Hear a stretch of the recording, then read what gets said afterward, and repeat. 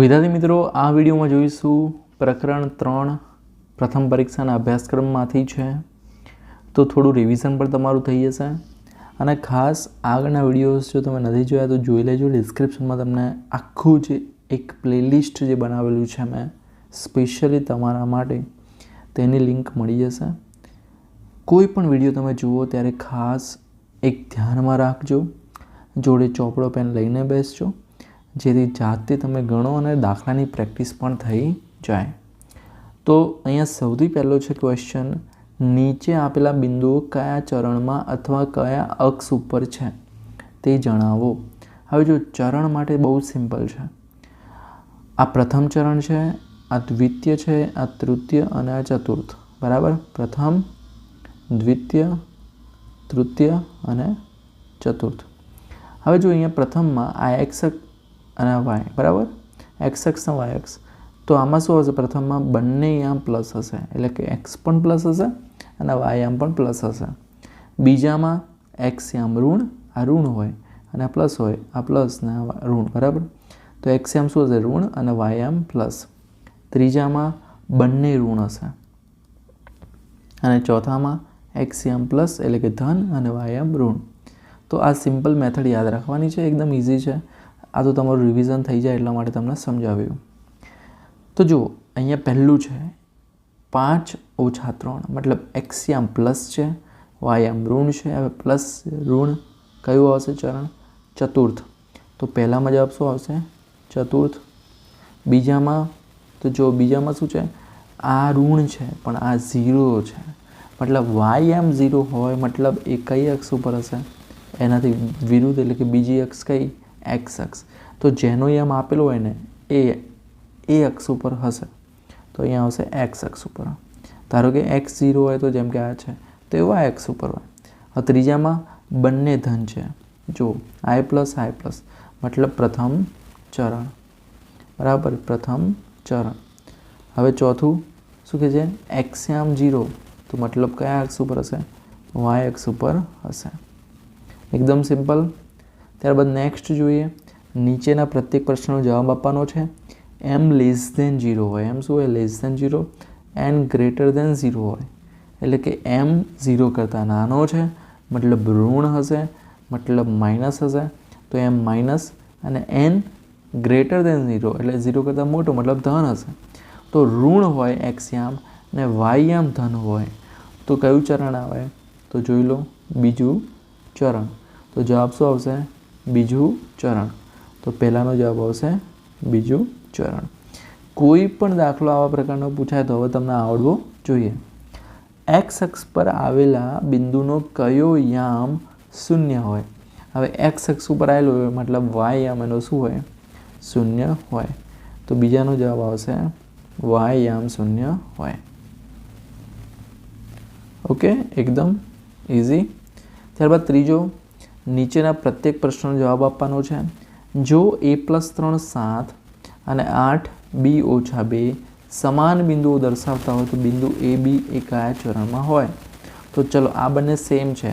તો પહેલામાં શું આવશે કે ભાઈ અહીં a+3 7 બરાબર 8 b - 2, બરાબર, સમાન છે બંને.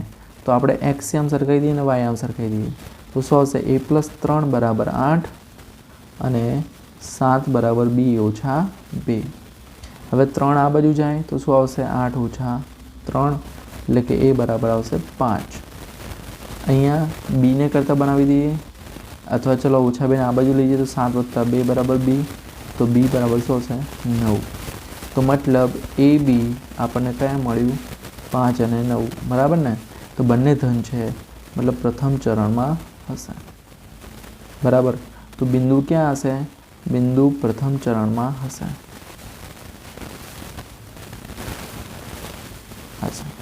ઓકે, હવે સિમ્પલ છે. જો તમને AB શોધવાના કે તો તમને હવે આવડી ગયું હશે. જો સમાન કે તો બસ આવી રીતે સરખાઈ દેવાનું. ઓકે, હવે શું કહે છે? બીજો, 8 - 8 અને -8 - 8 ને જોડતી રેખા કયા અક્ષને સમાંતર હોય? જો જે આમ સેમ હોય ને, સેમ, અહીંયા 8 સેમ છે, બંનેમાં 8, મતલબ વાય આમ બંનેના સેમ છે, મતલબ વાય આમમાંથી પસાર થતી હશે. તો વાય આમાંથી એટલે કે વાય એક્સમાંથી પસાર થાય છે. તો સમાંતર કોને હોય? જો આ છે એક્સ અને વાય, વાયમાંથી આમ પસાર થતી હોય કોઈ રેખા, મતલબ સમાંતર કોને છે? એક્સ અક્ષને. તો જવાબ શું આવશે અહીંયા?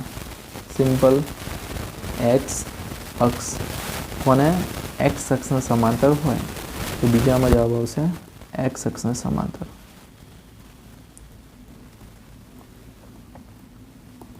ઓકે. હવે ચોથો ખાલી જગ્યા છે.